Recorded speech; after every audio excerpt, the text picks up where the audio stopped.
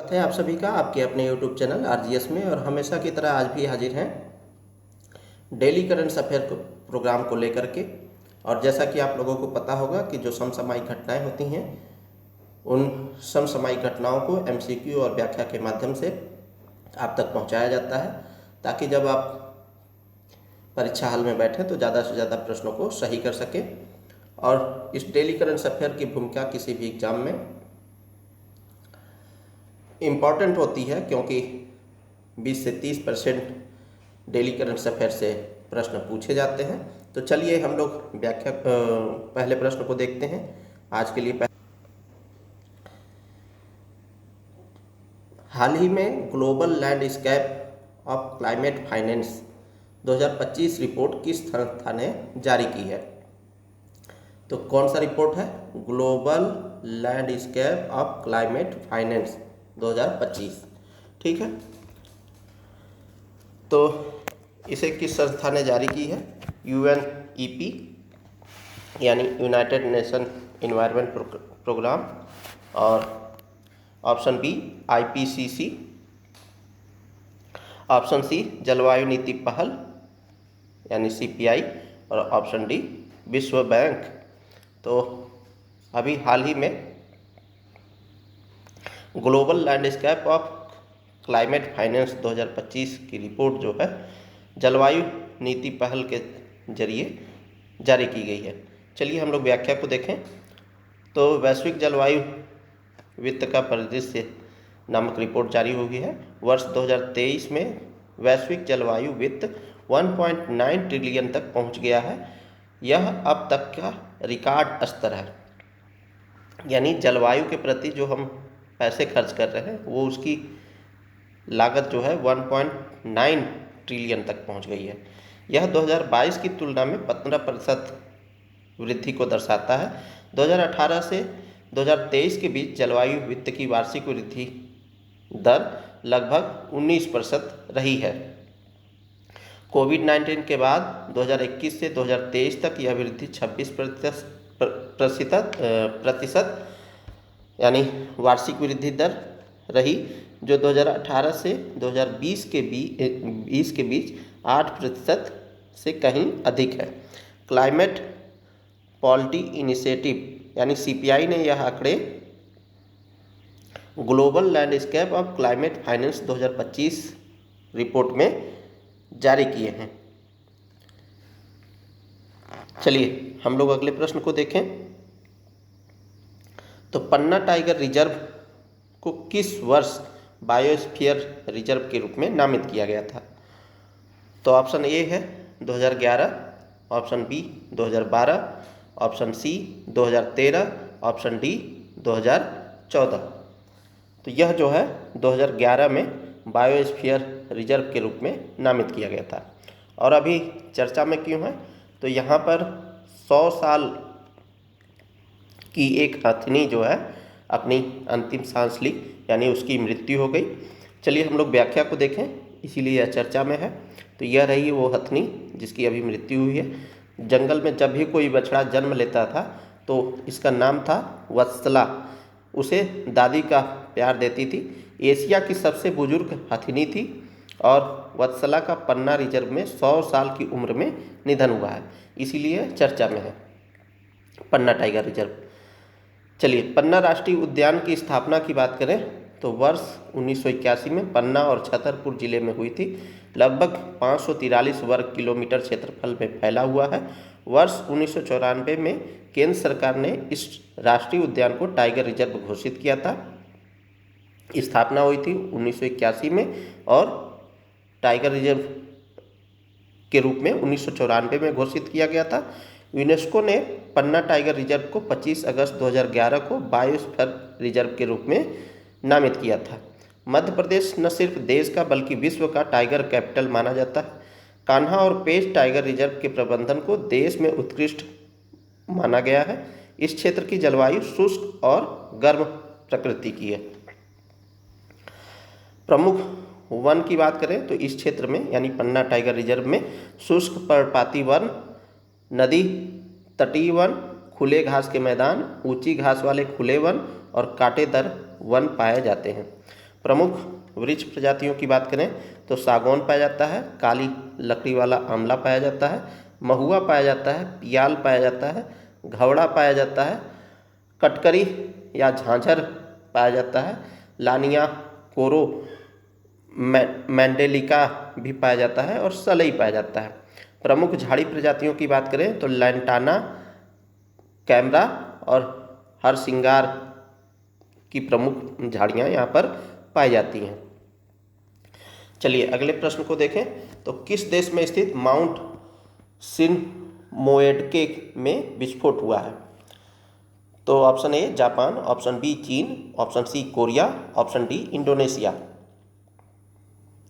तो यह जो है जापान में अभी जापान में विस्फोट हुआ है इस ज्वालामुखी में, माउंट सिनमोएडके। ठीक है, चलिए हम लोग व्याख्या को देखें तो हाल ही में जापान के माउंट सिनमोएडके में विस्फोट हुआ है जिससे आकाश में भारी राख का गुबार उठा।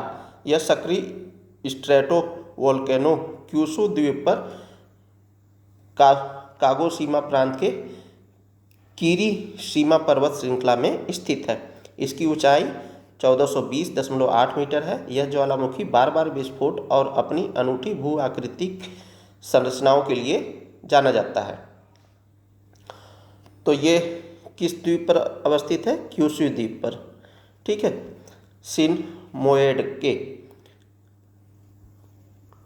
और ये देखिए गुबार उठ रहा है राख का।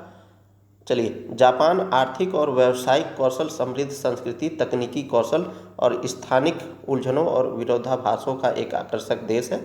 जापान ने 1968 से 2010 तक 40 से ज़्यादा वर्षों तक दुनिया की दूसरी सबसे बड़ी अर्थव्यवस्था का खिताब अपने पास रखा। जापान की राजधानी टोक्यो 32.5 मिलियन की आबादी के साथ दुनिया का सबसे बड़ा महानगरीय क्षेत्र है।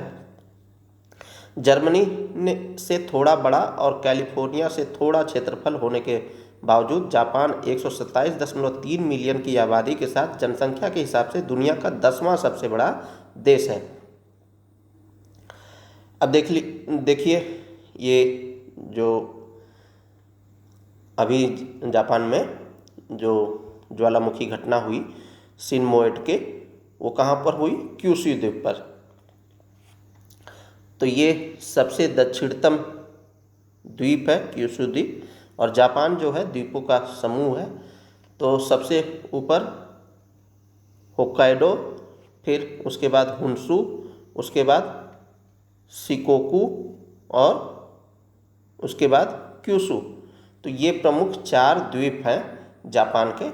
ठीक है, और कभी कभी जो है एग्जाम में प्रश्न पूछ देता है कि ये द्वीपों के नाम दे देगा और बोलेगा कि उत्तर से दक्षिण के क्रम में लगाइए।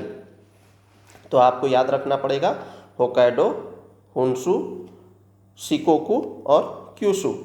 ठीक है, 2-3 बार जब आप बोलेंगे तो याद हो जाएगा। तो होक्काइडो, होन्शु, शिकोकु और क्यूशु। चलिए हम लोग अगले प्रश्न को देखें तो नामीबिया ने किस प्रणाली पर आधारित डिजिटल भुगतान प्रणाली अपनाने के लिए भारत के साथ लाइसेंसिंग समझौता किया है? तो आप लोगों को पता ही होगा कि भारत के प्रधानमंत्री आदरणीय नरेंद्र मोदी जी अभी जो है 17वें ब्रिक्स सम्मेलन जो ब्राज़ील के रियो डी जेनेरियो में आयोजित हुआ था वहाँ पर गए थे। उसके पूर्व वो घाना गए थे, फिर उसके बाद त्रिनिदाद एंड टोबैगो गए थे, फिर अर्जेंटीना गए थे। अर्जेंटीना के बाद उन्होंने ब्राज़ील में उन्होंने ब्रिक्स शिखर सम्मेलन में भाग लिया। उसके बाद लास्ट में नामीबिया गए थे, और नामीबिया में जब गए तो वहाँ पर बहुत सारे पक्षों पर चर्चा हुई, और उसमें जो है नामीबिया ने भारत की डिजिटल प्रणाली अपनाने के लिए लाइसेंसिंग समझौता पर हस्ताक्षर किया है। तो किसके साथ किया है? Option A RuPay, option B भीम, option C IMPS, option D UPI। तो अभी जो है UPI के लिए समझौता पर लाइसेंसिंग समझौता हस्ताक्षरित हुआ है। तो भारत नामीबिया संबंध की बात करें तो प्रधानमंत्री नरेंद्र मोदी ने नामीबिया के राष्ट्रपति नेतुम्बो नांदी तदैद वाह से विंडहोक में मुलाकात की। तो विंडहोक नामीबिया की कैपिटल है, वहाँ पर मुलाकात की। दोनों नेताओं ने डिफेंस, व्यापार, डिजिटल टेक्नोलॉजी, यूपीआई आधारित डिजिटल पेमेंट, कृषि, ऊर्जा, स्वास्थ्य, फार्मा, क्रिटिकल मिनरल जैसे क्षेत्रों में सहयोग पर चर्चा की। नामीबिया जल्द ही भारत की यूपीआई यानी यूनिफाइड पेमेंट इंटरफेस आधारित डिजिटल भुगतान प्रणाली को शुरू करेगा। अब ये देखिए क्यों महत्वपूर्ण हो जाता है।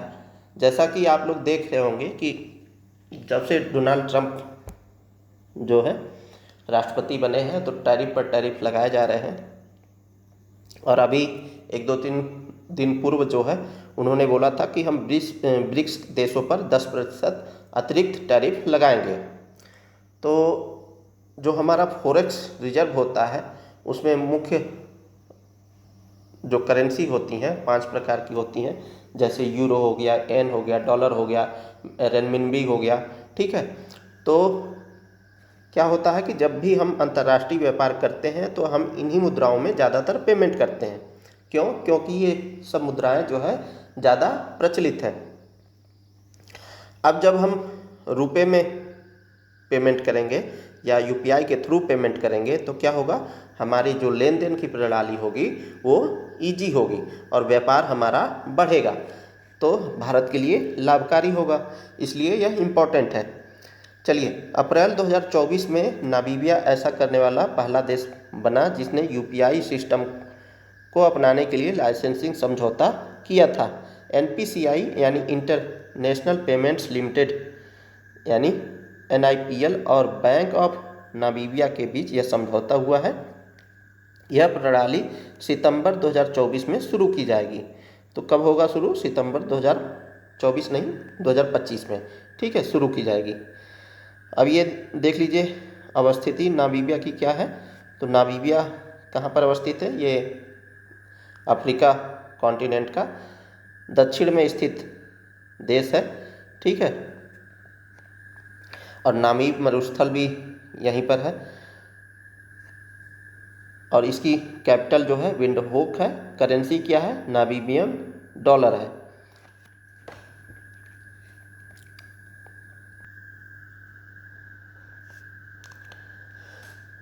चलिए, और नामीबिया में जब भारतीय प्रधानमंत्री जी गए थे तो वहाँ पर उन्हें नामीबिया का सर्वोच्च नागरिक सम्मान भी दिया गया।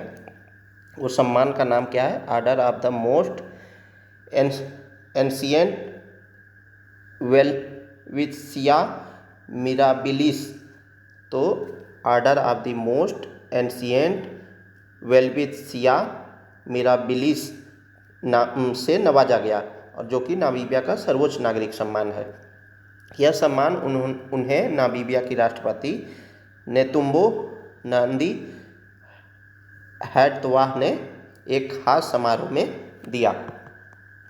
तो ये भी हमारे लिए इम्पोर्टेंट हो जाता है। चलिए हम लोग आगे बढ़ें। तो अंतर्राष्ट्रीय क्रिकेट के तीनों फॉर्मेट में शतक लगाने वाली पहली भारतीय महिला कौन है?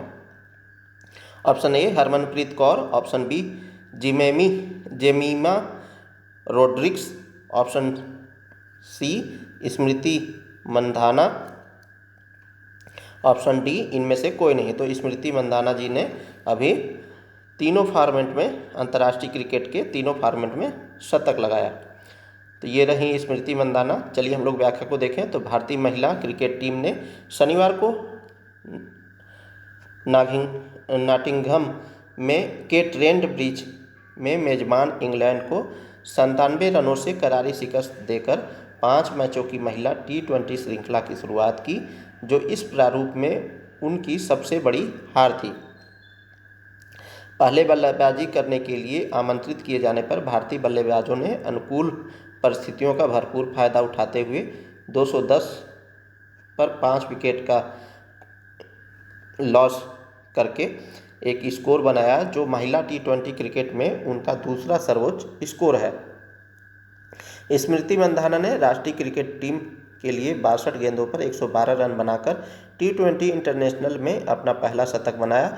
मंधाना अंतर्राष्ट्रीय क्रिकेट के तीनों प्रारूपों में शतक बनाने वाली पहली महिला भारतीय बनी है। उन्होंने महिला T20 इंटरनेशनल में किसी भारतीय द्वारा सर्वोच्च व्यक्तिगत स्कोर भी दर्ज किया, जिसने 2018 T20 विश्व कप में हरमनप्रीत कौर के 103 रन को पीछे छोड़ दिया है। ECB सिलेक्ट 11 के खिलाफ अभ्यास मैच में सिर में चोट लगने के बाद एहतियात के तौर पर हरमनप्रीत कौर को आराम दिया गया था तथा श्रृंखला के पहले मैच में स्मृति मंधाना को कप्तान बनाया गया था। चलिए अगले प्रश्न को बढ़ें। तो शिवकाशी माचिस के निर्माण में किस लकड़ी का प्रयोग होता है? ऑप्शन ए शीशम, ऑप्शन बी साल, ऑप्शन सी इंडियन मालबारिका पॉपुलर और एस्पन, ऑप्शन डी बबूल। तो अभी यह चर्चा में क्यों है? क्योंकि इसे GI टैग देने के लिए नामित किया गया है। तो चलिए इस प्रश्न को देखें। तो इसे जो है इंडियन मालबारिका पॉपुलर और एस्पन द्वारा बनाया जाता है इन लकड़ियों का प्रयोग करके। तो शिवकाशी कोविल पट्टी माचिस के लिए GI टैग आवेदन किया गया है और यह कहाँ का उत्पाद है? तो तमिलनाडु राज्य का है। तो कोविल पट्टी national small match manufacturers association ने शिवकाशी कोविल पट्टी माचिस के लिए GI टैग हेतु आवेदन किया है। ठीक है, GI टैग से संबंधित कानूनी प्रक्रिया IPR attorney P Sanjay Gandhi द्वारा की गई। शिवकाशी माचिस शब्द का उपयोग 100 वर्षों से अधिक समय से होता आ रहा है। इस माचिस का उत्पादन शिवकाशी तालुक में होता है, जो सत्तूर विरुधुनगर जिला विरुधुनगर में ये पड़ता है, और कोविलपट्टी एत्तायपुरम जिला थूथुकुंडी और शंकरन कोविल जिला तेनकासी तक फैला है। GI टैग मिलने पर इस क्षेत्र के माचिस उत्पादों को विशिष्ट पहचान मिलेगी और बाजार में उनकी गुणवत्ता एवं मूल स्थान की मान्यता बढ़ेगी। चलिए अगले प्रश्न को देखें। तो निम्नलिखित कथनों पर विचार करें। पहला स्टेटमेंट, बुल्गारिया 1 जनवरी 2026 से यूरो मुद्रा को अपनाएगा। दूसरा स्टेटमेंट कह रहा है बुल्गारिया की पुरानी मुद्रा लेव है। तो उपर्युक्त कथनों में से कौन सा से कथन सही है या है? तो ऑप्शन ए केवल 1, ऑप्शन बी केवल 2, ऑप्शन सी 1 और 2 दोनों, ऑप्शन डी न ही 1 और न ही 2। तो ये दोनों स्टेटमेंट सही हैं, इसलिए राइट आंसर हमारा सी हो जाएगा। और अभी जो है बुल्गारिया की पुरानी मुद्रा लेव थी, लेकिन अब वो यूरो को अपना रहा है, और ऐसा करने वाला यूरो के रूप में मुद्रा को अपनाने वाला जो बुल्गारिया है वो 21वां देश बन जाएगा। चलिए हम लोग व्याख्या को देखें। तो बुल्गारिया द्वारा यूरो अपनाने की प्रक्रिया अपनाई जा रही है और इसका प्रभाव क्या होगा? तो बुल्गारिया 1 जनवरी 2026 से यूरो मुद्रा को अपनाएगा। यूरो को अपनाने वाला 21वां देश बन जाएगा। बुल्गारिया की कुल जनसंख्या लगभग 6.4 मिलियन यानी 64 लाख है। बुल्गारिया 2007 में यूरोपीय संघ में शामिल हुआ था, अब लगभग 19 वर्षों बाद यूरो जोन में प्रवेश कर जाएगा। बुल्गारिया की पुरानी मुद्रा लेव थी। दर जो है यूरो के मुकाबले, मतलब 1 यूरो बराबर 1.95583 लेव तय किया गया है। यूरोपीय आयोग और यूरोपीय सेंट्रल बैंक ने पुष्टि की है कि बुल्गारिया ने यूरो को अपनाने की सभी सख्त शर्तों को पूरा कर लिया है। यूरो अपनाने के लिए कुछ मुख्य शर्तें भी हैं, जैसे कम मुद्रास्फीति यानी इन्फ्लेशन कम से कम हो। भारत में इन्फ्लेशन रखने का टारगेट क्या है वो आप कमेंट बॉक्स में बताइए। स्थिर वित्तीय प्रबंधन, ठीक है, यानी कि फाइनेंशियल स्टेबिलिटी बनी रहे वहाँ पर। तो FRBM एक्ट 2013 जो आप लोगों ने पढ़ा होगा, तो वहाँ पर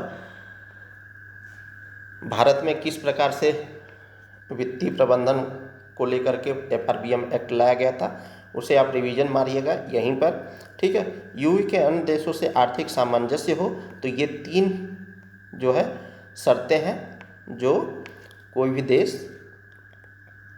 देश क्या यूरो अपनाता है जो देश, उसके लिए ये 3 शर्तें हैं, मुख्य शर्तें। चलिए, तो बुल्गारिया की अवस्थिति देखिए। तो ये बुल्गारिया जो है ये ब्लैक सी के पास पड़ता है, ब्लैक सी से सीमा साझा करता है, ये रहा। और ये रोमानिया के नीचे है, यानी रोमानिया के दक्षिण में है, सर्बिया के पूर्व में है, ठीक है। और ये तुर्की है, यहाँ पर ये तुर्की है, तुर्की से ये सीमा साझा करता है। चलिए हम लोग, अच्छा, बुल्गारिया की कैपिटल क्या है? सोफिया है। तो सोफिया कुरैशी आप लोगों को पता होगा ऑपरेशन सिंदूर के समय, ठीक है। तो ये सोफिया कैपिटल है बुल्गारिया की, आप याद रखिएगा, हो सकता है यहाँ से ये प्रश्न पूछ दे, ठीक है। चलिए, तो हाल ही में किस तारीख को पृथ्वी पर सबसे छोटा दिन दर्ज किया गया? तो जो सामान्यतः माना जाता है कि पृथ्वी का जो घूर्णन काल है वो 24 घंटे का है, ठीक है। लेकिन अभी जो है, अभी एक विशेष दिन को ऐसा देखा गया है कि ये कम समय में ही अपना चक्कर पूरा किया है, इसीलिए चर्चा में है। और 24 घंटे में कितना सेकेंड होते हैं? तो 86,400 सेकेंड होते हैं। और अभी जो है 86,400 सेकेंड से थोड़ा सा कम, यानी मिली सेकेंड का अंतर है, उससे कम समय में धरती ने अपना चक्कर पूरा किया है। तो कब क्या है? 1 जुलाई 2025 को, 5 जुलाई 2025 को, 7 जुलाई 2025 को, 9 जुलाई 2025 को। तो अभी 9 जुलाई 2025 को पूरा किया है। चलिए हम लोग व्याख्या को देखें। तो पृथ्वी का तेजी से घूमना और सबसे छोटे दिन का वैज्ञानिक कारण क्या है? तो 9 जुलाई 2025 को पृथ्वी पर अब तक का सबसे छोटा दिन दर्ज किया गया है। इस तरह के और छोटे दिन संभावित रूप से 22 जुलाई और 5 अगस्त को भी देखे जा सकते हैं। इन दिनों में पृथ्वी का दिन 1.3 से 1.51 मिली सेकेंड तक छोटा हो जाएगा। इसका कारण क्या बताया जा रहा है? तो मुख्य रूप से चंद्रमा की स्थिति बताई जा रही है। जब चंद्रमा भूमध्य रेखा से दूर और ध्रुवों के पास पहुंचता है तो उसका गुरुत्वीय प्रभाव पृथ्वी की गति को थोड़ा तेज कर देता है। यह प्रक्रिया वैसी ही है जैसे फिगर स्केटर अपने हाथों को अंदर खींचकर तेजी से घूमता है। फिगर स्केटर क्या होता है? तो जो है स्केटिंग करते हुए कोई व्यक्ति जो है इस पर घूमता है, और जब उसे राउंड लेना होता है तो अपने हाथों को अंदर कर लेता है और राउंड बहुत तेज़ी से लेता है। तो फिगर स्टेकर जो है आप डालिएगा, फिगर स्केटर ओलंपिक, तो वहाँ पर स्थिति समझ में आ जाएगी। यह प्रक्रिया वैसी ही है जैसे फिगर स्टेकर अपने हाथों को अंदर खींचकर तेज़ी से घूमता है। यह बदलाव अब एटॉमिक क्लॉक्स और सैटेलाइट तकनीक की मदद से मापा जा सकता है। तो ये जब पृथ्वी जो है कम समय में अपनी जो है घूर्णन पूरा की है, तो यह एटॉमिक क्लॉक और सैटेलाइट तकनीक की मदद से देखा गया है। पृथ्वी की घूमने की गति पर सूरज और चंद्रमा की स्थिति, चुंबकीय क्षेत्र और द्रव्यमान का वितरण भी असर डालते हैं। समय गणना नकारात्मक लीप सेकेंड और दीर्घकालिक प्रभाव पड़ा है। सामान्यतः एक दिन 24 घंटे 86,400 सेकेंड का होता है, लेकिन यह स्थिर नहीं है। IERS यानी international earth rotation and reference system service परिवर्तन की निगरानी कर रहा है, और यही जो है ऑब्जर्व करता है कि पृथ्वी कैसे घूम रही है। 2029 में संभवतः एक नकारात्मक लीप सेकेंड जोड़ा जाएगा ताकि समय की सटीकता बनी रहे। यानी कम समय में क्या है, पृथ्वी अपनी चक्कर पूरा कर रहा है, तो उसको पूरा करने के लिए 24 घंटा पूरा करने के लिए जो है नकारात्मक लीप सेकेंड जोड़ा जाएगा। कब? 2029 में, ताकि जो है समय जो है 24 घंटे का ही बना रहे। यह पहला मौका होगा जब इस तरह का समय घटाने वाला सुधार किया जाएगा। जब कोई बड़ी आपदा नहीं है, लेकिन समय और पृथ्वी के व्यवहार को समझने के लिए अहम है। पृथ्वी का घूमना पिछले अरबों वर्षों से धीमा होता गया है। लगभग 1 से 2 अरब वर्ष पहले एक दिन केवल 19 घंटे का होता था। चलिए हम लोग अगले प्रश्न को देखें। तो वो प्रश्न है, उलर झील को किस प्रकार की झील माना जाता है? उलर झील है कहाँ? जम्मू कश्मीर में, ठीक है। तो ये किस प्रकार की झील है? खारे पानी की झील, कृत्रिम झील, ज्वालामुखी झील और मीठे पानी का झील। तो यह जो है मीठे पानी का झील है। और अभी यह चर्चा में क्यों है? तो वहाँ पर सेल्टेशन की समस्या थी, मतलब गाद की समस्या थी, तो उसे सफाई किया गया है। तो वहाँ पर कमल के फूल खिले, इसलिए चर्चा में है। चलिए, तो उलर झील एशिया की सबसे बड़ी मीठे पानी की झील है। जम्मू कश्मीर के बांदीपोरा ज़िले में स्थित है। श्रीनगर से 67 किलोमीटर दूर अवस्थित है। इसकी स्थिति की बात करें तो 30 साल पहले आई बाढ़ के कारण झील से कमल बुरी तरह समाप्त हो गया था। वापसी का कारण क्या रहा है? तो उलर कंजर्वेशन एंड मैनेजमेंट अथॉरिटी द्वारा चलाए गए डीसिल्टिंग यानी गाद हटाने का जो अभियान है, इससे यह बदलाव आया है। गाद हटाने से मिट्टी के भीतर दबे कमल के बीज फिर से पनप पाए हैं। और प्रमुख महत्व क्या है? तो यह घटना झील की पारिस्थितिक बहाली का प्रतीक माना जा रहा है। और इससे होगा क्या कि जो कमल की डंठल होती है, जब वो खिलती है तो फिर जो है मार्केट में बिकती है, और इससे वहाँ के किसानों का आय भी बढ़ेगा और पर्यटन का केंद्र भी जो है बन सकेगा। तो इसलिए महत्वपूर्ण माना जा रहा है, महत्व रखता है। चलिए अगले प्रश्न को देखें। तो ग्रेट हॉर्नबिल, जिसे हम बुसेरोस बाइकोर्निस पक्षी के नाम से भी जानते हैं, यह पक्षी जो है किस राज्य का राजकीय पक्षी है? तो option A Kerala, option B Arunachal Pradesh, option C Nagaland, option D A और बी दोनों। तो यह जो है केरल और अरुणाचल प्रदेश दोनों का राजकीय पक्षी है। चलिए हम लोग व्याख्या को देखें। तो एक दुर्लभ दृश्य में ग्रेट हॉर्नबिल यानी मलयालम में माला मुजक्की मेज मबल को कन्नूर केरल के तटीय क्षेत्र में देखा गया है। यह बुसेरोटिडे परिवार का एक बड़ा पक्षी है। लंबाई इसकी कितनी होती है? तो 90 से 120 सेंटीमीटर होता है और वजन 3 किलोग्राम का होता है। इसकी विशेषता की बात करें तो यह घुमावदार पीली चोंच और एक प्रमुख खोखला कवच लिए हुए रहता है। मुख्यतः फल भक्षी है, लेकिन छोटे जानवरों का भी शिकार करता है। भौगोलिक सीमा की बात करें तो भारत सहित भूटान, नेपाल, चीन, Thailand, Laos, Cambodia, Vietnam, Malaysia और इंडोनेशिया सहित दक्षिण और दक्षिण पूर्वी एशिया के कुछ हिस्सों का मूल निवासी है। भारत में यह पश्चिमी घाट, पूर्वी हिमालय, पूर्वोत्तर और मध्य भारत के कुछ हिस्सों में पाया जाता है। यह केरल और अरुणाचल प्रदेश दोनों का आधिकारिक राज्य पक्षी है। नागालैंड में मनाए जाने वाले हॉर्नबिल त्यौहार का नाम इसी पक्षी के नाम पर रखा गया है, जो नागा लोगों में सबसे अधिक पूजनीय और प्रशंसनीय पक्षी है। तो ये रहा हॉर्नबिल पक्षी, देख रहे होंगे पीली चोंच, ठीक है, और ये खोखलानुमा इसकी जो है संरचना है, ठीक है, और सुंदर सा पक्षी है। संरक्षण स्थिति की बात करें तो आईयूसीएन की लाल सूची में सुभेद्य में दर्ज है। सुभेद्य का मतलब ये हुआ कि इसे संरक्षण की आवश्यकता है। साइट्स की सूची में परिशिष्ट वन में दर्ज है और भारतीय वन्यजीव संरक्षण अधिनियम 1972 के तहत अनुसूची वन में दर्ज है। तो ये था दोस्तों आज के लिए डेली करंट अफेयर का प्रोग्राम, और उम्मीद करते हैं आप लोग इससे लाभान्वित हो रहे होंगे, अपने तैयारी को गति दे रहे होंगे, और किसी भी एग्ज़ाम के लिए सततता और समय दोनों ही बहुत ही महत्वपूर्ण रहता है। तो आप लोग डेली करंट अफेयर का प्रोग्राम मिस न किया कीजिए, और साथ ही साथ इस चैनल को सब्सक्राइब कर लीजिए, अन्य लोगों तक भी शेयर कर दीजिए, ताकि ज़्यादा से ज़्यादा लोगों तक ये चैनल पहुँचे और ज़्यादा से ज़्यादा लोगों तक इसका लाभ मिल सके। तो मिलते हैं किसी अन्य वीडियो में, तब तक के लिए बहुत बहुत शुक्रिया, बहुत बहुत धन्यवाद। जय हिंद दोस्तों।